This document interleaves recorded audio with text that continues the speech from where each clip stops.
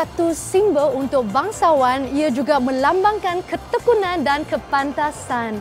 Orang yang dilahirkan dalam tahun kuda ini dipercayai sangat rajin, sangat pintar dan satu lagi, pandai bercakap, mulut manis. Secara direct, psycho lah. Dia pandai psycho. Bagi Wincy, Wincy tak pandai psycho sebab Wincy tak dilahirkan dalam tahun kuda. Wincy sebenarnya dilahirkan dalam tahun lembu. Tahun lembu ini, karakter dia mungkin Wincy sangat degil dan kuat bekerja. Ia menyentuh tentang kepribadian dan juga kehebatan. Untuk segmen sembang-sembang, kita akan bersama dengan seorang wanita yang cukup tabah dan gigih. Kebelakangan ini, beliau baru bertemu jodoh. Jom, marilah kita bersembang-sembang dengan beliau. Bismillahirrahmanirrahim. Ar-Rahman, Allamal Quran, Khalaqal Insan,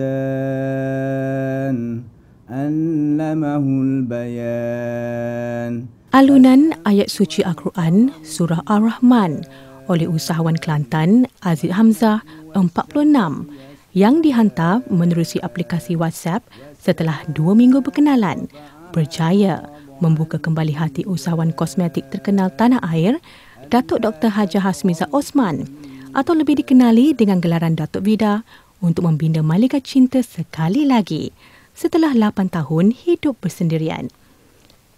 Walaupun detik perkenalan terlalu singkat, namun Datuk Vida yakin bahawa Aziz adalah jodohnya yang telah tertulis di Lauh Mahfuz.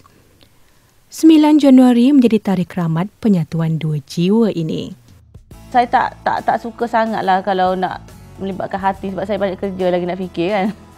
Jadi masa tu saya berada di Guangzhou, maksudnya bawa anak berjalan dan melalui hubungan dengan WhatsApp dan menghantar surah Ar-Rahman, saya cakap itu surah yang saya suka. Dalam sebanyak-banyak surah, macam mana surah ni yang bagi kat saya? So saya explore apa kelebihan dia lagi. Sebenarnya dah 8 tahun lah. Dah 8 tahun dan saya banyak sibuk dengan bisnes saya lah. Dan saya tak expect pun Mr. Right will come to me. And he's the right person. Satu benda yang tak cukup lagi pada saya adalah my life is just like puzzle. So the last pieces of puzzle tu ada pada Papa. Saya pun pikat awalnya tak ada apa-apa lah. Maknanya, ya macam dia kata saat ni, perkenalan tu semasa mengambil anak akak. Dari situlah saya bercakap-cakap dengan dia. Dia ni bagi saya seorang yang ego, yang keras sangat. Lepas tu saya berborak-borak dengan dia. Lepas tu dia ni suka pada agama. Saya pun tak sangka lah siapa ke tahap perkahwinan. Dia bagi saya ni adalah satu takdir lah, ketentuan Allah Ta'ala. Perbezaan pendapat pada awalnya telah menerbitkan perasaan sayang dalam diri Datuk Vida buat suami tercinta. Saya banyak argue pasal hukum hakam. Saya ni tahu tapi tak tahu buat tahu dan nak macam betul apa saya cakap. Jadi saya cakap, biasa orang akan iakan lah apa yang saya cakap. Tapi Papa ni dia sebaliknya. Dia argue. Saya cakap, siapa you ni nak argue? Bukanlah saya nak cakap apa yang saya cakap tu betul. Tapi berani. Saya rasa, he's a hero. Hero apa? Dia telah berjaya melepasi 15 ujian saya. Ujian saya ni sebab dia kata, walaupun tempoh tu tak perlu kata bertahun-tahun ke, tapi saya ada aim saya lah, bukan aim lah secara semula jadi.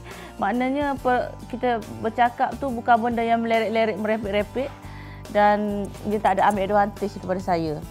Advantage ni saya tak suka dan dia tak tahu apa saya buat. Apa bisnes pun dia tak tahu. Saya nak cari macam tu, orang tak kenal saya. Kedua-dua pemata hati Datuk Vida juga dapat menerima kehadiran Yazid dalam keluarga mereka kerana sikapnya yang penyayang. Alhamdulillah mereka boleh terima kerana Papa seorang yang penyayang dan mereka ni manja lebih pada saya pula. Merengek-rengek lah Eric dengan Cik B tu sebab rindukan kasih sayang seorang ayah. Tapi mereka manja lah sekarang ni.